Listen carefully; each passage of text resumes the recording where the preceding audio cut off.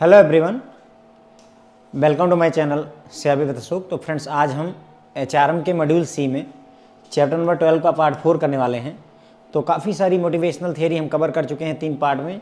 यहाँ पर हम ब्रूम्स एक्सपेक्टेंसी थियरी कवर करेंगे, पिग्मेलियन इफेक्ट क्या होता है इसके बारे में बात करेंगे, और उसके बाद में लगभग मोटिवेशन थियरी यहाँ खत्म हो जाती हैं।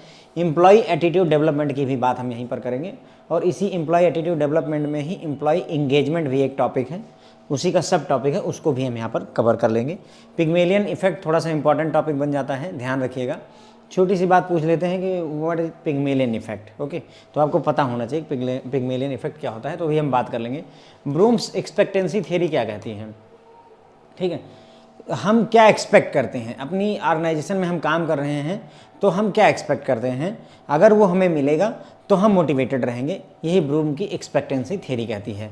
Brooms expectancy theory advocate that the strength of a tendency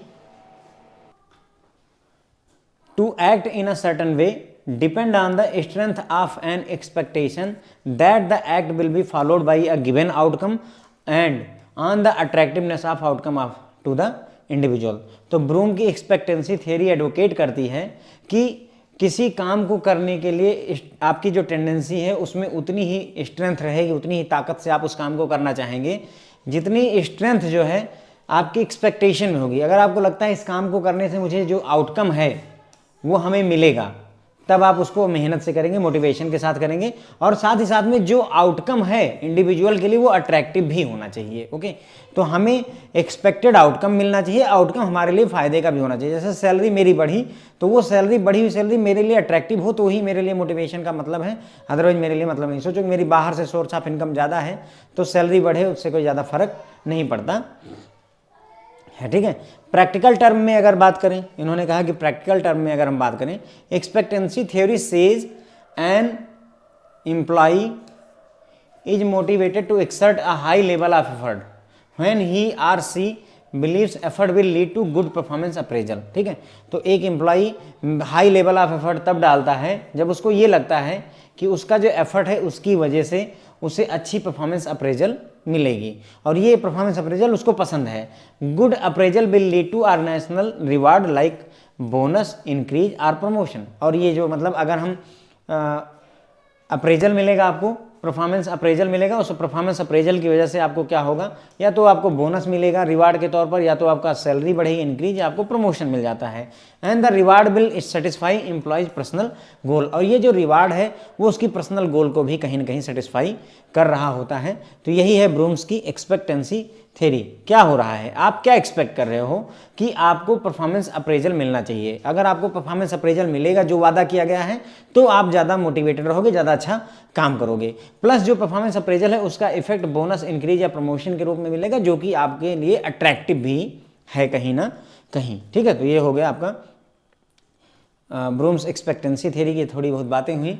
अब इसमें this theory focus on 3 relationship. यहाँ पर 3 रिलेशनशिप की बात होती है। पहला एफर्ट परफॉर्मेंस रिलेशनशिप, जिसे एक्सपेक्टेंसी कहते हैं। एफर्ट करेंगे, ठीक है, ताकि अच्छी परफॉर्मेंस आ जाए, इसे एक्सपेक्टेंसी कहते हैं। The probability perceive that exerting a given amount of effort will lead to performance. अगर हम एक सर्टेन अमाउंट का एफर्ट डालते हैं तो हमें अच्छी परफॉर्मेंस मिलेगी, इस चीज़ को बात करता है expectancy.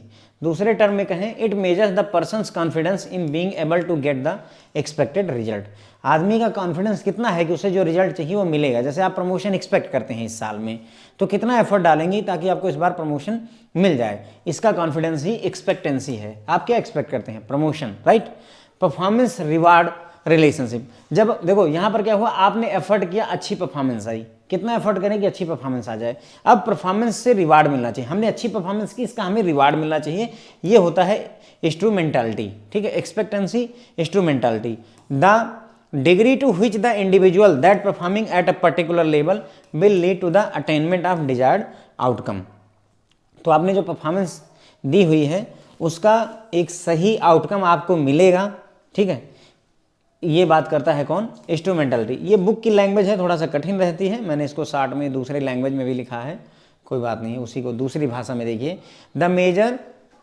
It measure the extent to which an individual believe that manager organisation will deliver the reward that were promise. तो यहाँ पर कहीं ना कहीं इंस्ट्रूमेंटलिटी मतलब जो कहा गया है, वादा किया गया है, वो होगा या नहीं होगा। मैनेजर ने आपको लॉलीपॉप तो नहीं पकड़ा दिया है कि मतलब जो है तैयार रहो, इस बार तुम्हें प्रमोशन दे देंगे, जबकि वो झूठ बोल करके तुमसे काम करवा लिया।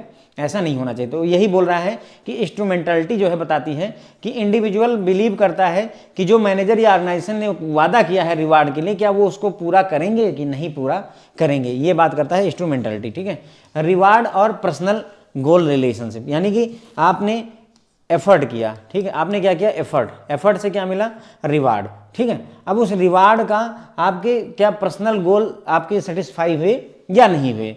तो रिवार्ड से पर्सनल गोल रिलेशनशिप, जिसे वैलेंस कहते हैं, ये VALENC है। ठीक है ना, वैलेंस वाला वैलेंस नहीं है, वैलेंस है। ठीक है, अगर कार्बन की वैलेंसी वगैरह चेक करते थे ना, प्लस माइनस जो है ना, ऑक्सीजन की वैलेंसी 2+ ऐसे करके जो केमिस्ट्री में पढ़ा है, ये वो वाला बैलेंस है। ठीक है, reward personal goal relationship balance बोलते हैं the degree to which organisational reward satisfy an individual's personal goal or needs and the attractiveness of these potential reward for the individual. तो किस हद तक जो रिवार्ड आपकी ऑर्गेनाइजेशन आपको दे रही है, वो किस हद तक आपके इंडिविजुअल पर्सनल गोल को सेटिस्फाई करते हैं।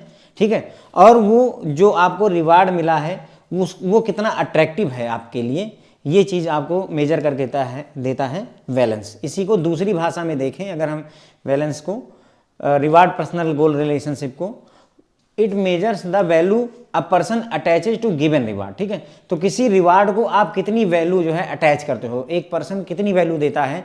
जैसे मैंने कहा नहीं कि मेरे पास सोचो 1 करोड़ रुपए पड़े हैं, मैं बैंक में भले ही नौकरी कर रहा हूँ, लेकिन 1 करोड़ की मेरी FD चल रही है, तो सैलरी में 2-4 हज़ार का अप डाउन मेरे लिए कोई खास मायने नहीं रखता है। तो ये रिवार्ड, सैलरी बढ़ी, 5,000 रुपये महीने बढ़ी, लेकिन वो मेरे लिए उतना अटैचमेंट नहीं रखती है। क्यों नहीं रखती भाई? क्योंकि मेरे लिए उतना मायने नहीं रख रही है। दीज कैन बी एक्सट्रिंसिक, यानी कि money, promotion, time off, or intrinsic sense of achievement. तो जो आपको यहाँ पर रिवार्ड दिया जा रहा है, उसको आप कितना अटैचमेंट दे रहे हैं, कितना वैल्यू दे रहे हैं। वो अवार्ड 2 तरीके हो सकते हैं, एक्सट्रिंसिक जिसमें आपको पैसा दिया जा सकता है, प्रमोशन दिया सकता है, या कुछ दिन की छुट्टी दी जा सकती है, या इंट्रिंसिक हो सकता है जिसमें खुद ही आपको लग रहा है कि आपने कुछ अचीव किया हुआ है, सेंस ऑफ अचीवमेंट। ठीक है, तो एक्सपेक्टेंसी थियरी में एक्सपेक्टेंसी E है, इंस्ट्रूमेंटालिटी I है, ठीक है, और वैलेंस V है। ठीक है, एक्सपेक्टेंसी हम कितनी मेहनत करें कि हमें जो है जो रिजल्ट चाहिए वो मिल जाए, एक्सपेक्टेंसी हो गया। इंस्ट्रूमेंटलिटी किस बारे में बात करता है, अभी याद नहीं आ रहा है। ठीक है, इंस्ट्रूमेंटलिटी अभी देख लेंगे। और वैलेंस बात करता है कि जो रिवार्ड आपको मिला है वो आपके लिए कितना प्रभावी है या नहीं है। ठीक है, इंस्ट्रूमेंटलिटी होता है फ्रेंड्स आपका, एक बार देख लेते हैं। मतलब हाँ, इंस्ट्रूमेंटलिटी मतलब कि जो वादा किया गया है वो निभाया जाएगा कि नहीं, जो वादा किया वो निभाना पड़ेगा। तो इंस्ट्रूमेंटलिटी जो है उसकी बात करता है कि मैनेजर ने गोली तो नहीं दे दी है हमको, बेवकूफ़ तो नहीं बनाया हुआ है। तो इंस्ट्रूमेंटलिटी उसके बारे में बात करता है। The key to expectancy theory is that understanding of individuals goal. Expectancy theory की जो है अगर अंडरस्टैंडिंग आप चाहते हैं तो उसके लिए इंडिविजुअल का गोल क्या है, और एफर्ट और परफॉर्मेंस के बीच में, परफॉर्मेंस और रिवार्ड के बीच में, और फाइनली रिवार्ड और इंडिविजुअल गोल के सेटिस्फैक्शन के बीच में क्या रिलेशनशिप है, ये आपके लिए जानना जरूरी हो जाता है। कंटिजेंसी मॉडल के तौर पर expectancy theory recognises that there no universal principle for explaining everyone's motivation. कोई यूनिवर्सल लॉ नहीं है कि हर एक आदमी को अलग अलग तरीके से मोटिवेट किया जाता है। कोई यूनिवर्सल नियम नहीं है कि हम पैसा देंगे तो सभी के सभी मोटिवेट हो जाएंगे।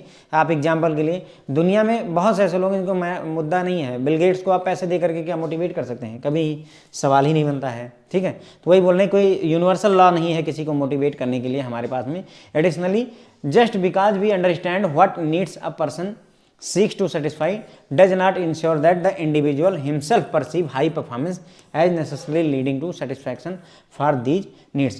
हो सकता है हमें लगता है कि कोई व्यक्ति है जो अपनी पर्टिकुलर कोई एक नीड है जैसे वो सेटिस्फाई करने की कोशिश कर रहा है, ठीक है, हमें लगता है, लेकिन ये जरूरी नहीं है कि वो व्यक्ति खुद ये सोचे कि वो एक अच्छी परफॉर्मेंस इसलिए दे रहा है ताकि उसकी ये नीड पूरी हो जाए और उसे और अधिक सेटिस्फैक्शन मिले।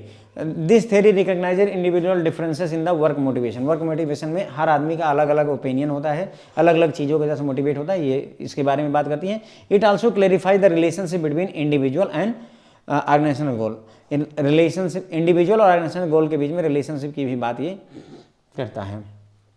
ठीक है, अब देखते हैं पिग्मेलियन इफेक्ट की बात कर लेते हैं। तो पिग्मेलियन इफेक्ट क्या होता है, इसको यहाँ से समझिए, ये सब राम कहानी से पहले। Pygmalion effect is a psychological phenomena in which high expectation lead to improved performance in a given area and low expectation lead to worse. देखिए मैं इसको पहले पढ़ा देता हूँ क्योंकि ये मैंने इंटरनेट से लिया हुआ है, ठीक है, जहाँ से कुछ समझ में आता है, और बुक में क्या देते हैं वो अलग बात है।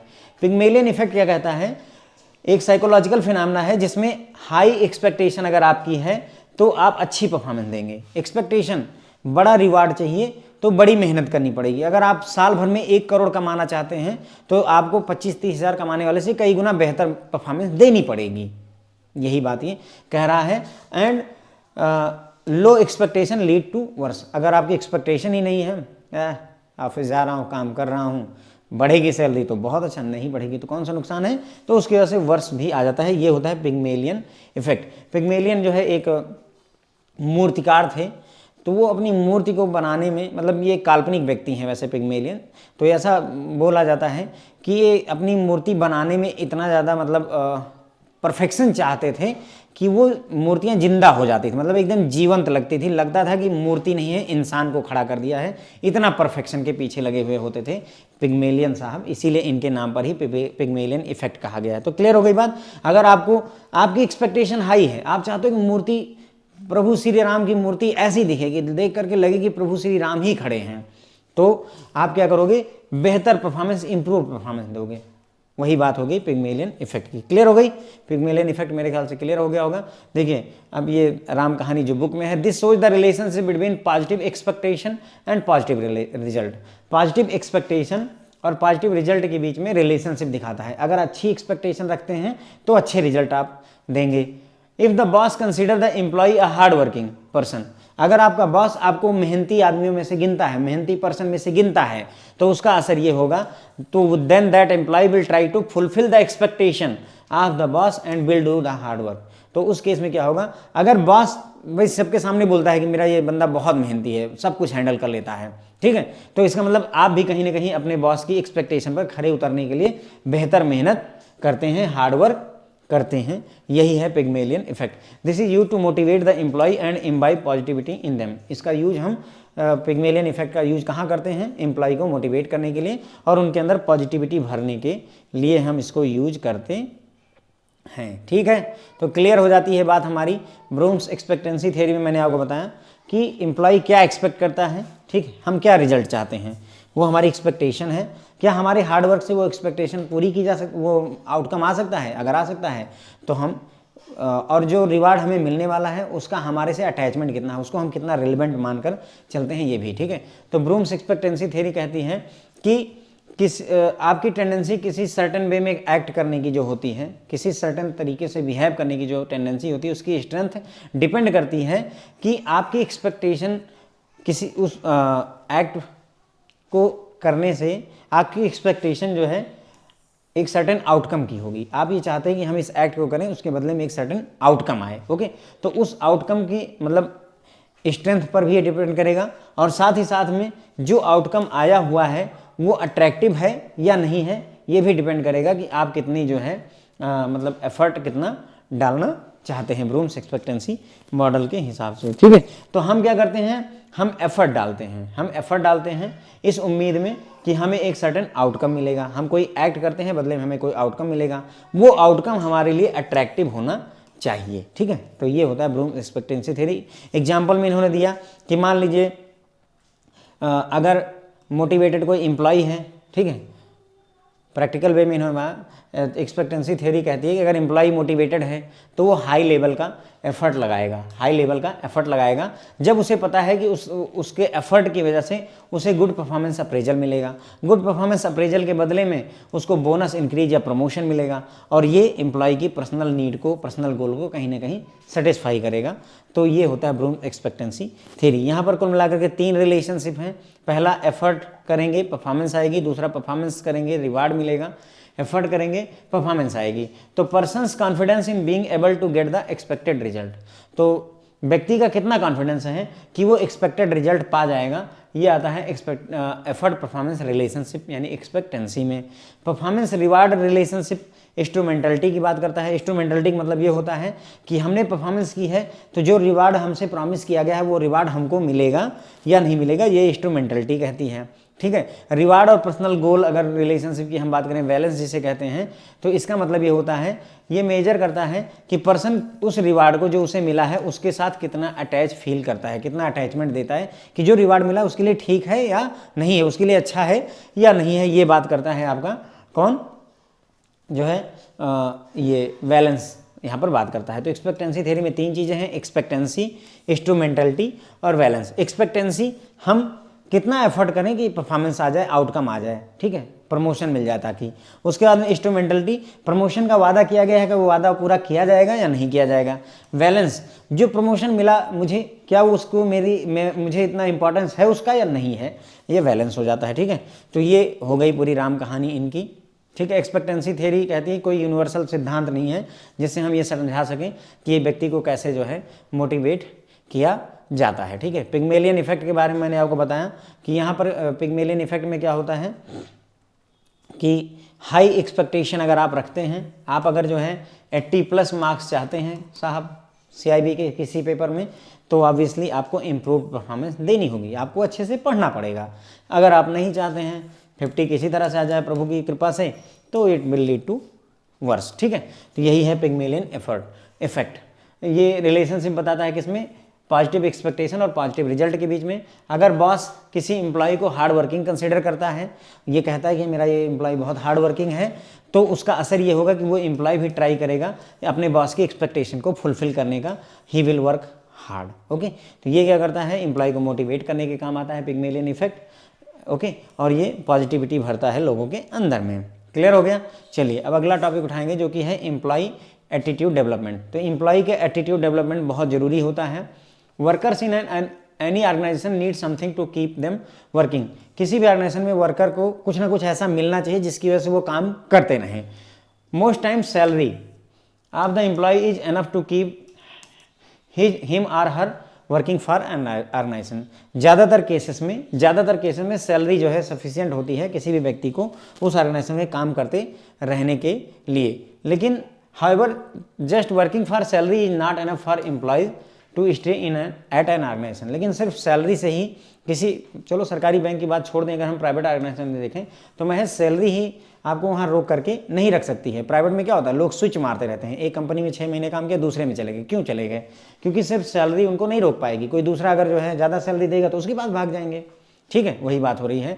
An employee must be motivated to work for a company or organisation. कोई व्यक्ति किसी ऑर्गेनाइजेशन में, किसी कंपनी में काम करने के लिए मोटिवेटेड होना चाहिए, उसको लगे कि ये मेरी कंपनी है, ये वाली फीलिंग के साथ एम्प्लॉय काम करना चाहिए। If no motivation is present in an employee then that employee's quality of work and all work in general will deteriorate. अगर कोई मोटिवेशन मौजूद नहीं है, सुबह उठे, मुंह बनाया और पहुंच गए ऑफिस, अगर ऐसा है तो फिर क्वालिटी ऑफ वर्क जो है डिटोरिएट होगा, उस एम्प्लॉय की परफॉर्मेंस कहीं ना कहीं घटेगी। ठीक है, keeping an employee working at full potential is the ultimate goal of employee motivation. Employee को मोटिवेट करने का उद्देश्य है कि वो अपना पूरा पोटेंशियल हमें दे। ठीक है, देखिए 8 घंटे के लिए ही व्यक्ति आता है काम पे, लेकिन उस 8 घंटे में हम उससे कितना बेहतर काम करवा पाएँ, कितना बढ़िया आउटपुट निकलवा पाएँ, वो हमारा उद्देश्य होता है एम्प्लॉय मोटिवेशन का। There are many methods to help keep employee motivated. बहुत सारे तरीके हैं जिनसे हम एम्प्लॉय को मोटिवेट रख सकते हैं। कुछ ट्रेडिशनल तरीके हैं आप motivating worker or placing them in competition with each other, है ना। एक ट्रेडिशनल तरीका है, पुराना तरीका चला आ रहा है, कंपटीशन करवा दीजिए, उनके बीच में एक प्रतिस्पर्धा करवा दीजिए। फ्रेंडली कंपटीशन होना चाहिए, मार पिटैया ना हो जाए। ओके, तो friendly competition is a great way to generate motivation among employees. Employee के बीच में जो है मोटिवेशन जनरेट करने का बढ़िया तरीका अगर फ्रेंडली कंपटीशन करवाया जाए। This gives a chance for employ to reflex their working skill in competition against their peer. तो इसमें क्या होगा, अगर आप कंपटीशन करवाते हैं तो जो एम्प्लॉय के अंदर स्किल है वो उसको यूज करके दूसरे के सामने अपने आप को साबित करने का प्रयास करेगा। ठीक है, और उसका फ़ायदा एक और होगा, आपको फ़ायदा ये होगा एज ए एम्प्लॉयर, आपको ये भी पता चलेगा कि कौन सा एम्प्लॉय ज़्यादा प्रोडक्टिव है, ये भी आपको पता चलता है। This not only will motivate employee with a result of greater production but the competition will with recorded result will give the employer an idea of who is being most productive। तो कौन ज़्यादा productive है इसके बारे में भी आपको इस फ्रेंडली कंपटीशन से पता चल जाता है। फिर आती है बात एम्प्लॉय इंगेजमेंट की। ठीक है, फिर भी एक बार फिर से देख लेते हैं। एम्प्लॉय एटीट्यूड डेवलपमेंट क्या होता है? किसी भी ऑर्गेनाइजेशन में काम करने के लिए कुछ ना कुछ मिलना चाहिए ताकि वो एम्प्लॉय काम करता रहे, ये ज़रूरत होती है। सैलरी वो चीज़ है, सैलरी वो अफीम है जो आपको हर महीने जो है थोड़ी सी चटा दी जाती है और आप जो है मगन रहते हैं, पूरे महीने काम करते रहते हैं, ठीक है। तो सैलरी पर्याप्त है किसी भी व्यक्ति को ऑर्गेनाइजेशन में काम पर रोक के रखने के लिए मोस्ट ऑफ द टाइम, लेकिन हमेशा नहीं, ठीक है। लेकिन just working for salary is not enough for an employee. सिर्फ सैलरी के लिए काम करना किसी ऑर्गेनाइजेशन में रुके रहने के लिए पर्याप्त नहीं है। काम करना ठीक है, हम सैलरी के लिए काम करेंगे, लेकिन तुम्हारी ऑर्गेनाइजेशन में करेंगे ये जरूरी नहीं है। तो एम्प्लॉय जो है मोटिवेट रहना चाहिए कंपनी या ऑर्गेनाइजेशन के प्रति, ठीक है। कंपनी या ऑर्गेनाइजेशन में जब आप काम करें तो उसके प्रति मोटिवेटेड रहना जरूरी है। अगर कोई मोटिवेशन नहीं है तो एम्प्लॉय की काम की क्वालिटी धीरे धीरे घटने लगती है, ठीक है। उसके बाद में एम्प्लॉय मोटिवेशन का उद्देश्य क्या होता है भाई? एम्प्लॉय मोटिवेशन का सिर्फ यही उद्देश्य होता है कि हम जो है अपना फुल पोटेंशियल से काम करें ताकि एम्प्लॉय हमारे, मतलब एम्प्लॉय मोटिवेशन का उद्देश्य होता है कि हम जो भी एम्प्लॉय हैं उनको पूरे पोटेंशियल से उनसे काम करवा सकें, काम निकलवा सकें। बहुत सारे तरीके हैं एम्प्लॉय को मोटिवेट रखने के, उसमें से ट्रेडिशनल तरीका है कि हम एक फ्रेंडली कंपटीशन उनके बीच में करवा दें, ठीक है। फ्रेंडली कंपटीशन से क्या होगा कि एम्प्लॉय को अपनी जो है क्षमता दिखाने का मौका मिल जाएगा, ठीक है। और एम्प्लॉयर को भी पता चल जाएगा कि हाँ उनमें से कौन सा एम्प्लॉय उनका कितना काबिल है, मोस्ट प्रोडक्टिव है, ठीक है। जैसे कल्चरल एक्टिविटीज़ वगैरह करवाई जाती हैं तो ऐसे तो एम्प्लॉय सब बोर हैं, लेकिन अभी जो है डांस वांस का मौका मिल जाए तो तुरंत ही टैलेंट निकल करके बाहर आ जाता है। सिंगिंग का मौका मिलता है, गिटार बजाने का मौका मिलता है, तो कहीं ना कहीं जो है एक प्रतिभा अलग से आकर के सामने प्रेजेंट होती है। इवन स्पोर्ट इवेंट करवाई जाती हैं, कई सारे ऐसे ऐसे लोग निकलते हैं जो पता चलता है कि स्टेट लेवल तक खेले हुए हमारे बैंक में हैं, है ना। वैसे तो हमारी हॉकी पीएनबी में हॉकी टीम के मेंबर्स भी हैं, जो कि एक प्राउड है, अपने आप में प्राउड वाली बात है ना। चलिए आगे बढ़ते हैं। तो मतलब प्रतिभा है तो ये कंपटीशन की सहायता से आप उसको बाहर निकाल सकते हैं, ठीक है। एम्प्लॉय इंगेजमेंट फ्रेंड्स जो है ये भी उसी का पार्ट है, किसका? एम्प्लॉय एटीट्यूड डेवलपमेंट का, ठीक है। तो one more aspect which is closely connected with the concept of employee attitude development. तो एम्प्लॉय एटीट्यूड डेवलपमेंट से ही कनेक्टेड है एम्प्लॉय एंगेजमेंट, ठीक है। Which is new and contemporary aspect derived as a series of research study by renowned management expert within India and outside. मतलब ये कह रहे हैं कि एम्प्लॉय एंगेजमेंट जो है ये भी एक एस्पेक्ट है एम्प्लॉय एटीट्यूड डेवलपमेंट का, ठीक है। उसके बाद में ये नया कॉन्सेप्ट है और कंटेम्प्रेरी है, मतलब समकालीन है, अभी जल्द ही में आया हुआ एम्प्लॉय एंगेजमेंट नया कॉन्सेप्ट है। इस पर स्टडी चली हुई है इंडिया में भी और इंडिया के बाहर भी, ठीक है। Employee engagement does not mean employee happiness. अब ध्यान देना कि एम्प्लॉय एंगेजमेंट का मतलब एम्प्लॉय की खुशी से नहीं होता है। एम्प्लॉय खुश है इसका मतलब ये नहीं कि एम्प्लॉय एंगेज्ड है, ठीक है। देखिए उसका समझा रहे हैं, someone might be happy at work. होगा कुछ लोग जो हैं खुश होंगे, भांग खा के आते होंगे या फिर वैसे ही खुश हैं अपने काम पे, but that does not necessarily mean that they are working hard. इसका मतलब ये थोड़ी नहीं कि वो काम अच्छा कर रहे हैं, मोटिवेटेड हैं, productively on behalf of organisation. खुश हैं भाई, उनको आदत है, कुछ फर्क ही नहीं पड़ता है, यहाँ सुनते हैं यहाँ निकाल देते हैं, दे आर हैप्पी, ठीक है। लेकिन हैप्पी होने का ये मतलब नहीं है कि वो इंगेज्ड हैं, ओके। तो प्रोडक्टिवली काम कर रहे हैं जरूरी नहीं है। व्हाइल कंपनी गेम रूम, देखो कंपनी में गेम रूम होता है। देखिए बैंक की बात नहीं करते, लेकिन आप प्राइवेट कंपनियों में जाइए तो वहाँ कॉफ़ी मशीनें लगी होती हैं, कॉफ़ी पी लीजिए, दिन भर पीजिए, 8-10 बार पीजिए फ्री में। उसके बाद में रूम होते हैं जहाँ पर आप जा कर के इंडोर एक्टिविटी वाले गेम भी खेल सकते हैं। आप जो है टेबल टेनिस खेल सकते हैं, आप चेस खेल सकते हैं, आप लूडो खेल सकते हैं, या जो भी ऐसी चीज़ें छोटे मोटे गेम आप वहाँ पर खेल सकते हैं। इवन जिम होती है, आप जिम भी कर सकते हैं, ठीक है। ये सब व्यवस्था होती है। मसाज ले सकते हैं फ्री के, सभी जगहों पर नहीं होती, कुछ जगहों पर होती है। फ्राइडे केक पार्टीज, यानी कि फ्राइडे को सभी दोस्त एक साथ इकट्ठा हुए जो काम कर रहे हैं और उन्होंने पार्टी की, ये सारी व्यवस्थाएं होती हैं। ये सारी फन होती हैं, मज़ेदार होती हैं। बैंकों में तो ऐसा नहीं है। बैंकों में तो अगर बॉस आपको खेलता हुआ देख ले तो नाराज़ हो जाता है ठीक है। हमारे बॉस तो नाराज़ ही हो गए थे। हम लोग बैडमिंटन खेला करते थे and he got so angry कि उन्होंने सब जाल वालों खुड़ा करके फेंकवा दिया कि कल से ये लोग दिखने नहीं चाहिए। जबकि हम अपने वर्किंग आवर के बाद खेल रहे हैं भाई, रात के 9 बजे खेल रहे हैं। बैंक 5 बजे बंद हो जाता है, 6 बजे बंद हो जाता है, 7 बजे बंद हो जाता है, भाई 9 बजे रात में खेल रहा हूँ, फिर भी जो है लोगों को दिक्कत होती है। खैर जेलसी का कोई इलाज नहीं है, ठीक है। तो कंपनी के गेम रूम मज़ेदार होते हैं, फ्री के मसाजेज मज़ेदार होते हैं, फ्राइडे को पार्टी करना मज़ेदार होता है। May be beneficial for other reason making employee happy is different from making them engage. ठीक है, तो इन सब वजहों से आपके एम्प्लॉय खुश हैं, हैप्पी हैं, लेकिन वो एंगेज हैं ये नहीं कह सकते, इनका कहने मतलब ये है। ठीक है, उसके बाद में employee engagement doesn't mean employee satisfaction. तो एम्प्लॉय एंगेजमेंट का मतलब एम्प्लॉय सेटिस्फैक्शन भी नहीं होता है, एम्प्लॉय हैप्पीनेस भी नहीं होता है, एम्प्लॉय सेटिस्फैक्शन भी नहीं होता है। होता क्या अभी बता नहीं रहे हैं, अभी बस ये बता रहे हैं क्या नहीं होता है। एम्प्लॉय एंगेजमेंट मतलब एम्प्लॉय सेटिस्फैक्शन नहीं होता है। Many companies have employee satisfaction surveys and executive talk about employee satisfaction but the bar is set very low या टू लो। मतलब ये कह रहे हैं कि बहुत सारी कंपनियों में एम्प्लॉय सेटिस्फैक्शन का सर्वे करवाया जाता है, जिसमें आप एक बहुत बड़ा फॉर्म आता है, क्या आप बैंक की पॉलिसी से खुश हैं? हाँ बिल्कुल खुश हैं। उसके बाद में क्या वर्क इन्वायरमेंट अच्छा है? हाँ बहुत अच्छा है सर। एसी हमेशा चलती रहती है? हाँ चलती रहती है। इस तरीके से आप पूरा सर्वे दे देते हैं, जो कि जरा सरासर झूठ होता है, लेकिन बॉस इज ऑलवेज राइट अगर गलत लिख दिया तो पता चला बुला लिए अंदर आइए केबिन में आइए, केबिन में प्रॉब्लम हो जाती है, सुनाया जाता है।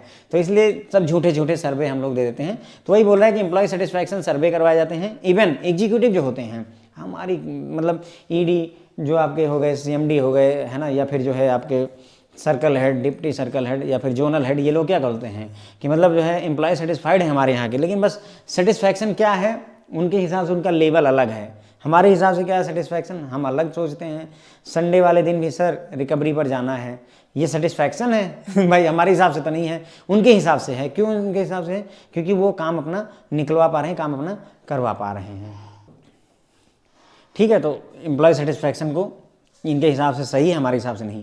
अ satisfied employee might show up for her job daily 9 to 5 without complain. अब ये बोलते हैं कि एक जो है सेटिस्फाइड जो एम्प्लॉय होता है वो क्या करेगा, 9 से 5 अवेलेबल रहेगा बिना किसी कंप्लेन के। Okay, but same satisfied employee, जिस एम्प्लॉय को आप बोल रहे हो कि सेटिस्फाइड है, वो 9 से 5 जॉब पर आ रहा है, कोई कंप्लेन नहीं कर रहा है, same satisfied employee might not go the extra effort on her own. मतलब खुद से एक्स्ट्रा एफर्ट नहीं करेगा कि ऑर्गेनाइजेशन को कोई फायदा पहुंच जाए। She will probably take the head hunt call luring her away with 10% bump in pay. मतलब कहने का ये है कि जिस एम्प्लॉय को आप बोल रहे हैं सेटिस्फाइड है, 9 से 5 आती है, काम करती है, कोई कंप्लेंट नहीं करती है, वही जो है एक्स्ट्रा एफर्ट खुद से नहीं लगाएगी, और साथ ही साथ में अगर उसको 10% का जो है एक्स्ट्रा पेमेंट करने की कोई बात करेगी कंपनी, तो वो तुरंत छोड़ करके उस कंपनी को ज्वाइन कर लेगी। इसका मतलब सेटिस्फाइड इजंट एनफ। इसका मतलब सेटिस्फाइड होना भी पर्याप्त नहीं, खुश रहना पर्याप्त नहीं, सेटिस्फाइड रहना पर्याप्त नहीं है। ठीक है, employee engagement is the emotional commitment the employee has to the organisation and its goal. ध्यान दीजिए, अब ये है असली डेफिनेशन इसकी कि एम्प्लॉय इंगेजमेंट का मतलब होता है अगर एम्प्लॉय आपका इंगेज्ड है, इसका मतलब वो इमोशनली ऑर्गेनाइजेशन के साथ कनेक्टेड है। वो क्या है, ऑर्गेनाइजेशन के साथ इमोशनली कनेक्टेड है।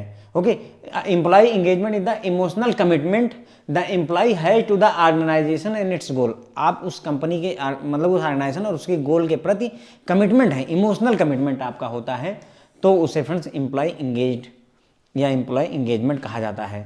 This emotional commitment means engaged employees actually care about their work and their company. यहाँ पर क्या है कि हम कंपनी और कंपनी के कार्य, कंपनी के गोल के बारे में एक्चुअली केयर करते हैं। ये नहीं कि बस गए, मैं यहाँ क्यों हूँ, क्योंकि मेरा काम है, मेरी ड्यूटी है भाई, मुझे कहा गया 10 से 5 रहना, मैं रहूँगा, जैसे ही 5 बजे आई डोंट केयर, ये नहीं होना चाहिए। ओके, आप एक्चुअली केयर करते हैं काम के बारे में और कंपनी के बारे में। They does not work just for pay check. वो सिर्फ पे चेक के लिए, सिर्फ सैलरी भुनाने के लिए नहीं काम करते, just for the next promotion, अगले प्रमोशन के लिए नहीं काम करते, बल्कि ऑर्गेनाइजेशन के गोल के बिहाफ पर काम करते हैं कि किसी भी तरीके से ऑर्गेनाइजेशन का जो टारगेट है उसे अचीव किया जा सके।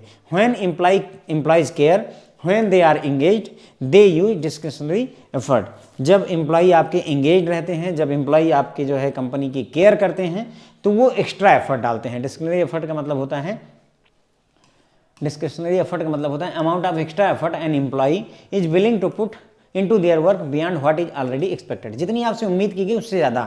आपने 10 से 5 कहा है, लेकिन अगर जरूरत पड़ती है तो हम 8 बजे रात तक भी बैठे हैं, और अगर जल्दी छुट्टी में आते तो 4 बजे भी भाग जाते हैं।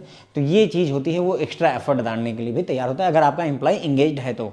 Engaged employee lead to better business outcomes. अगर इंगेज्ड एम्प्लॉय है आपकी ऑर्गेनाइजेशन का, तो वो बेटर जो है बिजनेस रिजल्ट्स लेकर के आएगा। भाई सीधी सी बात है, बिजनेस रिजल्ट्स, बिजनेस आउटकम अच्छा रहेगा। Employee engagement is the direct reflection of how employees feel about their relationship with the boss. Employee engagement कहीं ना कहीं डायरेक्टली रिलेटेड है कि वो अपने बॉस के साथ रिलेशनशिप को कैसा महसूस करते हैं, बॉस के साथ उनकी रिलेशनशिप कैसी है। Okay, employee look at whether organisation, employee देखते हैं कि क्या जो ऑर्गेनाइजेशन है और उनके जो लीडर हैं वॉक द टॉक, जो बोलते हैं वो करते हैं कि नहीं करते, केवल जो है झूठ बोलते हैं। When they proclaim that our employees are our most valuable assets, जब कंपनी या कंपनी के जो बॉस लोग होते हैं वो बोलते हैं कि हमारी कंपनी के जो एम्प्लॉय हैं वही हमारे असली एसेट हैं, तो क्या ऐसा वो सच में मानते हैं कि नहीं मानते, बस केवल सबके सामने हाँ हाँ बहुत अच्छा परफॉर्मेंस दी है और पीठ पीछे अरे पूछो मत यार जो है इन लोगों से बेकार तो कोई मिला ही नहीं, ऐसा नहीं होना चाहिए। रिसेंटली यूएस में जो रिसर्च हुई है उसके हिसाब से केवल 29% employees are actively engaged in their job, केवल 29% एम्प्लॉय होते हैं जो एक्टिवली इंगेज्ड होते हैं, मतलब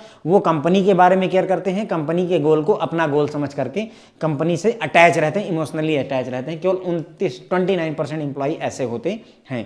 these employee work with the passion and feel a profound connection to their company, ये पैशन के साथ पूरी महत्वाकांक्षा के साथ काम करते हैं और अपने आप को कहीं ना कहीं कंपनी के उद्देश्य से गोल से जुड़ा हुआ महसूस करते हैं।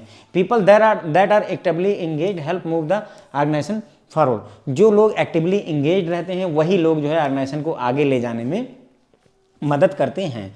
फिर आया कि 54% of employee are not engaged, 54% employee engaged नहीं हैं।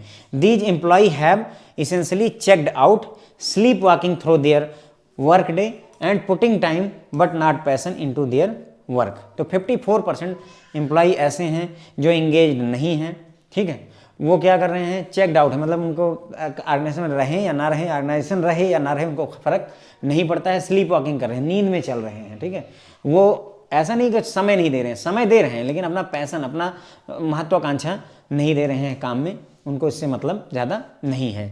These people embody what Jack Welch said several years ago, यानी कि जैक वेल्च ने बहुत साल पहले कहा था कि never mistake activity for accomplishment, कभी भी एक्टिविटी को अकम्पलिशमेंट से मिस्टेक नहीं किया जाना चाहिए। एक्टिविटी अलग होती है, अकम्पलिशमेंट अलग होता है। इसका क्या मतलब है, जैसे इस मान लो कि जो है छोटे छोटे बच्चे हैं, ठीक है, उनको मान लीजिए 4 साल 5 साल के बच्चे हैं, उनको ये भी नहीं पता है कि गोल क्या होता है। फुटबॉल खेलने के लिए आपने उतार दिया तो वो क्या करेंगे, कोई इधर भागे, कोई उधर भागेगा, कोई इधर कुछ करेगा, किसी को पता ही नहीं कि करना क्या है। एक्टिविटी बहुत सारी हो रही हैं पर क्या कोई अकम्पलिशमेंट हुआ, क्या कोई एक गोल हुआ, नहीं हुआ। तो वही बोल रहे हैं कौन, जैक वेल्च बोलते हैं कि कभी भी एक्टिविटी को अकम्पलिशमेंट से कंपेयर नहीं करना चाहिए। तो यहाँ ये जो आपके एम्प्लॉय है 54% जो कि नॉट इंगेज्ड हैं, ये यही कर रहे हैं, इनको मतलब ही नहीं है देश दुनिया से, कुछ कर रहा है कोई कहीं कर रहा है, कुछ कहीं दौड़ रहा है, ठीक है, इनको मतलब ही नहीं है कि गोल हो या ना हो, ठीक है। उसके बाद में आगे बात बढ़ती है। अब बचे जो है पहले थे 29% इंगेज थे, 29% इंगेज थे, 54% नॉट इंगेज थे और वही 17% आते हैं जो एक्टिवली डिसएंगेज्ड हैं। मतलब ये वो हैं जो बैठे नहीं कि बुराई करना शुरू कर देते हैं ऑर्गेनाइजेशन की। वैसे लोग ना, जैसे आप बैठे नहीं, अरे यार पूछो मत, बुरा हाल है, मतलब जब से ज्वाइन किया तब से ये है, यहाँ ये पंखा नहीं चलता है, लाइट नहीं चलती, कहाँ मर रहा हूँ, पता नहीं कहाँ भिजा दिया है, कहाँ बिठा दिया है, काइंड ऑफ दैट। ओके, तो 17% employees are actively disengaged. These employees are busy acting out their unhappiness, ठीक है, undermining what their engaged coworkers are trying to accomplish, ठीक है। तो यहाँ पर क्या होता है कि ये भाई अनहैप्पी हैं, डिसएंगेज्ड लोग हैं, तो ये क्या है, अपनी अनहैप्पीनेस को रिप्रेजेंट करते हैं, सबसे बता देते हैं मैं बहुत परेशान हो गया, मैं बहुत फ्रस्ट्रेटेड हूँ, और साथ ही साथ में अंडरमाइन करते हैं जो इनके एंगेज्ड कोवर्कर हैं, जो एंगेज्ड एम्प्लॉय हैं, उनके काम को भी कहीं ना कहीं ये खराब करने की कोशिश में लगे हुए होते हैं। Survey also indicate that on a country by country basis percentage of highly engaged, moderately engaged and actively disengaged employee vary considerably and result showed some interesting perhaps counter intuitive results। ये बोल रहे हैं कि मतलब country by country result अलग है, हर एक country में अलग तरीके के हाईली इंगेज्ड एम्प्लॉय का परसेंटेज, मॉडरेटली इंगेज्ड एम्प्लॉय का परसेंटेज और एक्टिवली डिसएंगेज्ड एम्प्लॉय का परसेंटेज हर एक कंट्री में अलग है। जैसे Mexico and Brazil have highest percentage of engaged employee. ये बोलते हैं कि दुनिया में मैक्सिको और जो है ब्राज़ील के जो एम्प्लॉय हैं वो हाईली इंगेज्ड हैं, मतलब वहाँ अपनी कंपनी से वो प्यार करते हैं, उससे अटैच्ड हैं, हाईली इंगेज्ड एम्प्लॉय हैं। जबकि जापान और Italy have largest percentage of disengaged employee. अगर आप देखो तो जापान की कहीं ना कहीं तारीफ की जाती है, वहाँ के लोग बहुत मेहनती होते हैं, राइट, क्योंकि भाई कितनी बड़ी त्रासदी से वो गुजरे, उसके बावजूद उन्होंने अपने आप को डेवलप नेशन में बदला हुआ है,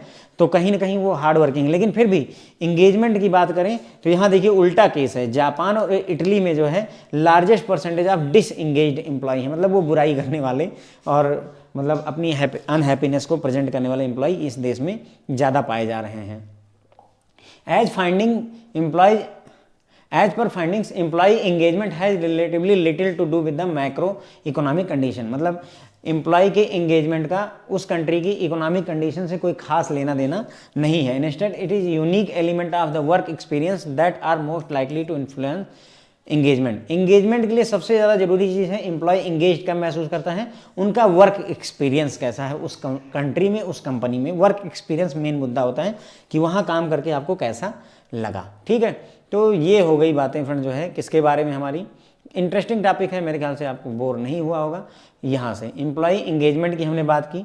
ठीक है, तो मैंने आपको बताया कि एम्प्लॉय इंगेजमेंट जो है एम्प्लॉय एटीट्यूड डेवलपमेंट से रिलेटेड है, ये नया फिनोमेना है और कंटेम्प्रोरी है। ठीक है, एम्प्लॉय एंगेजमेंट का मतलब एम्प्लॉय हैप्पीनेस से नहीं होता है।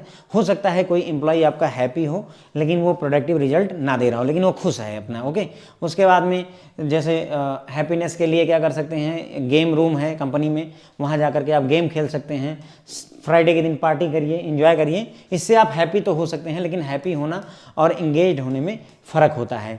एम्प्लॉय इंगेजमेंट का मतलब एम्प्लॉय सेटिस्फैक्शन भी नहीं होता है। ठीक है, बहुत सारी कंपनियों में एम्प्लॉय सेटिस्फैक्शन के सर्वे करवाए जाते हैं, उनके जो एग्जीक्यूटिव है वो एम्प्लॉय सेटिस्फैक्शन की बातें करते हैं, लेकिन सेटिस्फैक्शन का लेवल इतना घटिया रखा हुआ है कि सेटिस्फाई है ही नहीं कोई। ओके, उसके बाद में सेटिस्फाइड एम्प्लॉय जो होगा वो डेली 9 से 5 अपनी जॉब पर आएगा और कोई शिकायत नहीं करेगा। लेकिन ये जो सेटिस्फाइड एम्प्लॉय है ये अपनी तरफ से कोई एक्स्ट्रा एफर्ट नहीं डालता है कि चलो कंपनी के लिए कुछ एक्स्ट्रा काम कर दें, और जैसे ही उसको 10% भी बोनस या रेज किसी दूसरी कंपनी मिलेगी तुरंत ही इसको छोड़ करके वो वहाँ जाना चाहता है।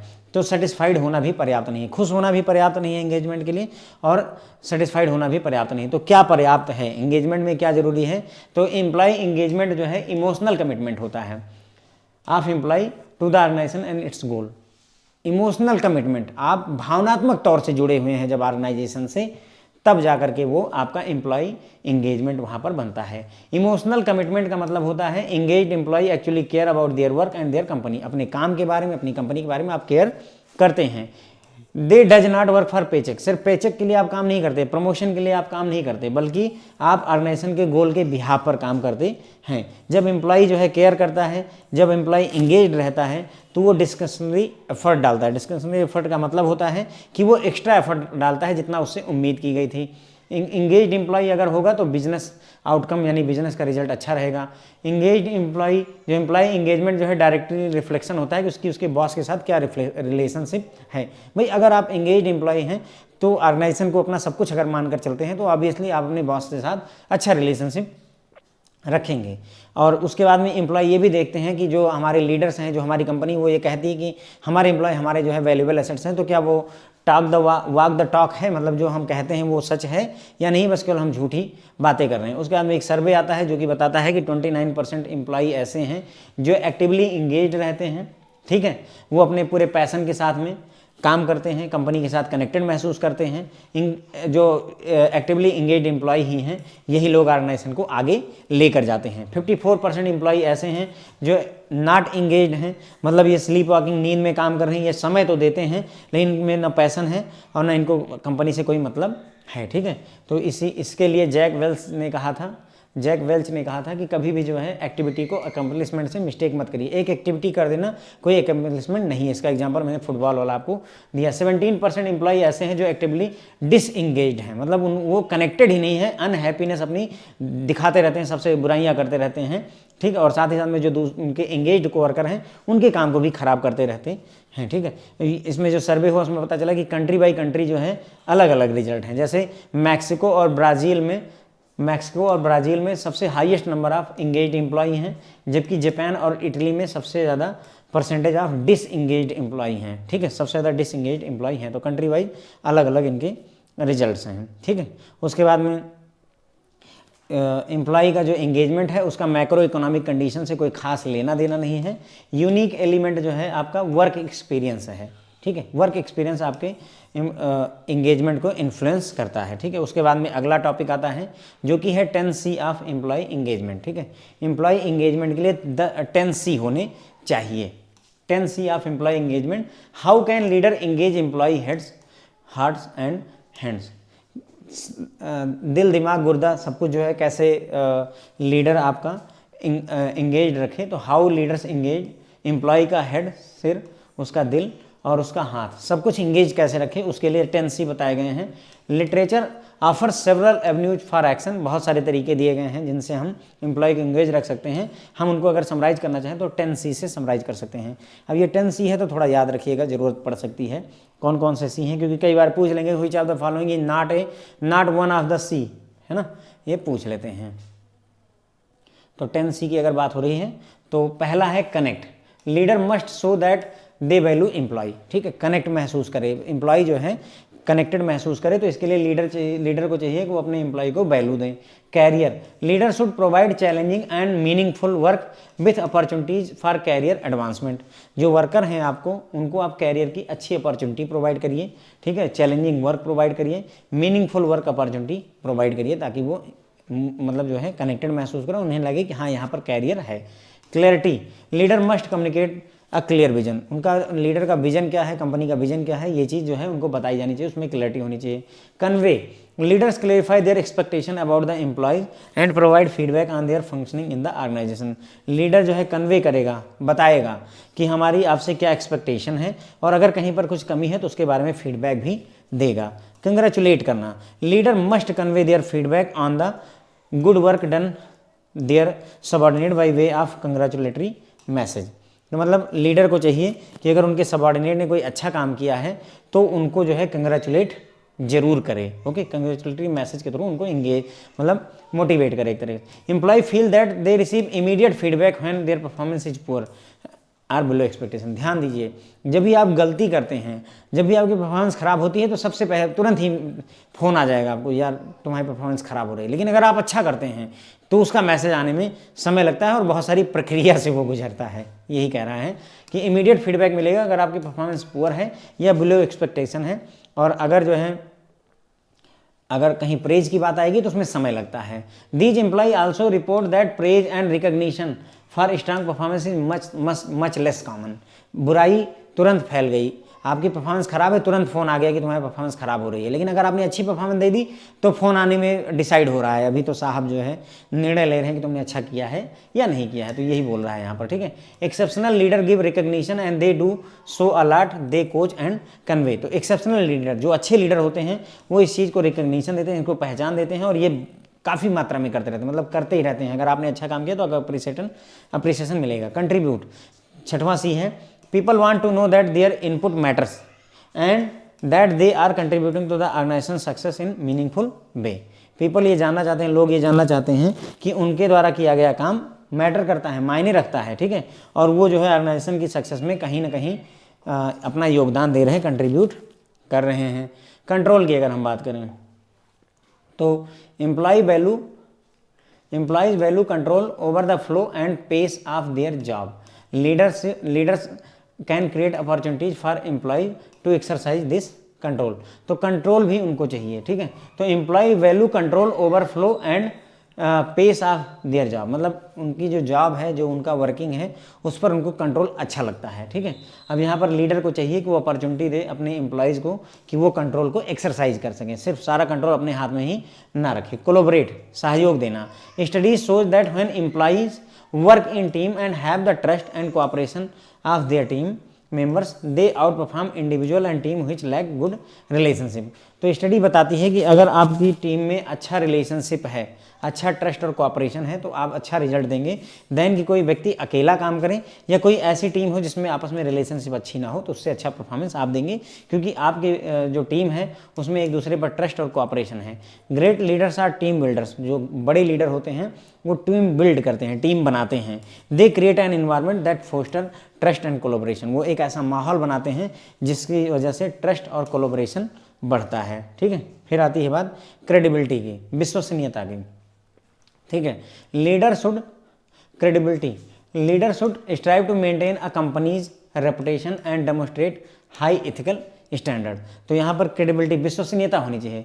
मतलब आपको कोशिश करनी चाहिए लीडर को कि वो एक रेपुटेशन मेंटेन करके रखें और हाई एथिकल स्टैंडर्ड को दिखाए। ऐसा नहीं है कि मतलब बेईमानी करने लगे। एथिकल स्टैंडर्ड मतलब एक रेपुटेशन जो है वो बनी रहनी चाहिए। कॉन्फिडेंस होना चाहिए। Good leader help create confidence in a company by being exemplar of high ethical and performance standard. तो लीडर जो होते हैं वो अपने को ही एक स्टैंडर्ड सेट करके बताते हैं कि हाँ हम आप कॉन्फिडेंस कंपनी में रख सकते।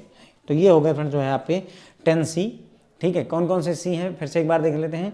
कनेक्ट करना, लीडर जो है एम्प्लॉय को वैल्यू करेंगे तो वो कनेक्टेड महसूस करेंगे। कैरियर की अच्छी अपॉर्चुनिटी मिलनी चाहिए। क्लैरिटी, लीडर को चाहिए कि अपना विजन क्लियर करे कि वो क्या चाहता है।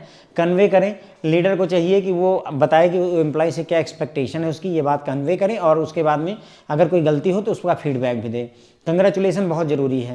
मतलब अगर किसी एम्प्लॉय ने अच्छा परफॉर्म किया है किसी सबऑर्डिनेट ने तो उसको तुरंत ही आप अप्रिशिएट करिए कंग्रेचुलेटरी मैसेज दे करके। एम्प्लॉय ये मानते हैं कि अगर उनकी परफॉर्मेंस ख़राब होती है तो तुरंत ही फीडबैक आ जाता है, लेकिन अगर उसी जगह वो अच्छा परफॉर्म करते हैं तो उनको जो है जल्दी से प्रेज नहीं मिलती, जल्दी से प्रशंसा नहीं मिलती। ये बात सही है। ओके, आपने भी ये महसूस किया होगा। एक्सेप्शनल लीडर जो होते हैं वो इस बात को रिकग्नाइज करते हैं और वो वैल्यू देते हैं। बार बार जो है जो उनके सबऑर्डिनेट अच्छा काम करते हैं उनको कंग्रेचुलेट करते हैं। कंट्रीब्यूट, लोगों को ये लगना चाहिए कि हाँ उनका इनपुट मैटर करता है, वो ऑर्गेनाइजेशन के परफॉर्मेंस में कहीं ना कहीं मीनिंगफुल सपोर्ट दे पा रहे हैं। कंट्रोल, एम्प्लॉय जो है कंट्रोल चाहता है अपनी जॉब पर, अपनी वर्क फ्लो पर, तो वो कंट्रोल जो है चाहिए कि लीडर दिलवाए कि आपको कंट्रोल आपके ऊपर, मतलब आपके वर्क पर है। कोलैबोरेट करना, सहयोग, मतलब अगर जो है एक टीम है जिसमें आपस में कोलैबोरेशन और फ्रेंडशिप है तो वो ज़्यादा अच्छा परफॉर्म करती है दैन कि उससे बेकार टीम या इंडिविजुअल व्यक्ति उतना अच्छा नहीं करता। ग्रेट लीडर जो होते हैं वो टीम बिल्डर होते हैं।